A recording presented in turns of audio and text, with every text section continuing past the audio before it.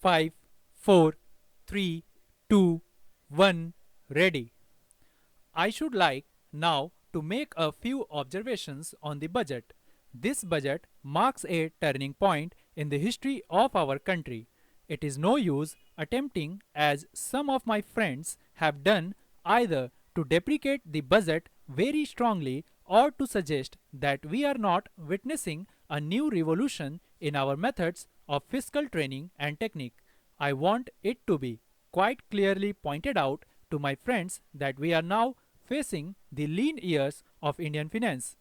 Hitherto, we had revenue surpluses which were a form of public saving and which were meant to be utilized for capital development. Hereafter, this form of revenue surplus would not be available. We have therefore to find out ways and means of implementing our great program of national reconstruction at minimum cost.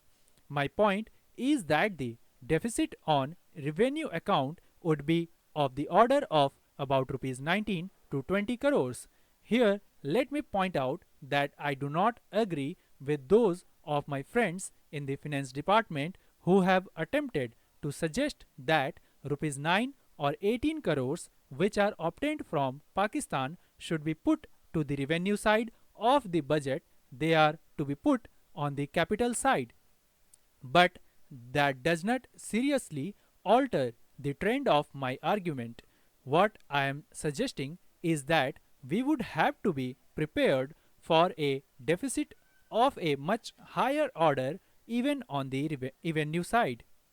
That itself should make us realize that there are very many problems which we have to face and that we have to undertake ways and means of increasing the resources of our country so that it might be possible for us to have a greater amount of surplus or a greater amount of public saving for the purpose of financing capital development.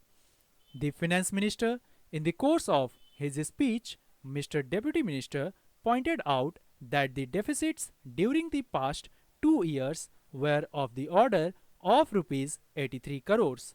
I venture humbly to disagree with him because I feel that when we are talking of deficits, we must take into account the overall deficit incurred by the central government, and that would be of the order of rupees 200 crores. During the years of relatively light expenditure, we had a shortfall of about rupees 200 crores. Undoubtedly, now when we are going to have a very great amount of deficit and we would have to find out ways and means of trying to meet our capital expenditure. Some members have pointed out that deficit financing is good, others have pointed out that it is poison. One honorable member who preceded me pointed out that it could be taken like a tonic. Now, I am not willing to enter into the merits of deficit financing or demerits of deficit financing in an academic spirit. The time has now come when we should face realities. I do suggest that we have to indulge in deficit financing because without indulging in deficit financing, it would not be possible for us to indulge in capital expenditure on such a large scale. But when we are talking of the scope of deficit financing, I would like to place before the House and the Finance Minister the two great limitations which face us.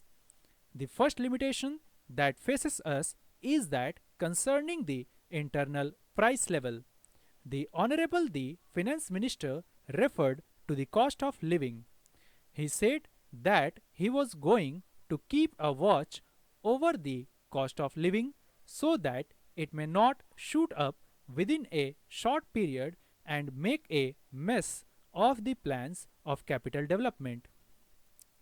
But there is another limitation which has also to be borne in mind, a limitation which has not received as much notice as it should have done in all the discussions that have taken place on deficit financing. That limitation is the external limitation or the limitation which arises on account of our balance of payments position. I think this is as important, Mr. Deputy Speaker, as the internal price level, and I should like to elaborate that particular point a bit more because I feel that a time will shortly arrive when we might have either to reconsider our policy or might even have to leave the Sterling Club of which we are a member. The second serious limitation is as serious as the first. What would be the consequences of deficit financing on our balance of payments? The finance minister, in his budget speech, points out that so far as the balance of payments position is concerned, they have now, whether it is by accident or design, a favorable balance and they have contributed about rupees 63 crores to the dollar pool during the past 6 months. But the moment we indulge in deficit financing, we have to be prepared for worsening of our balance of payments.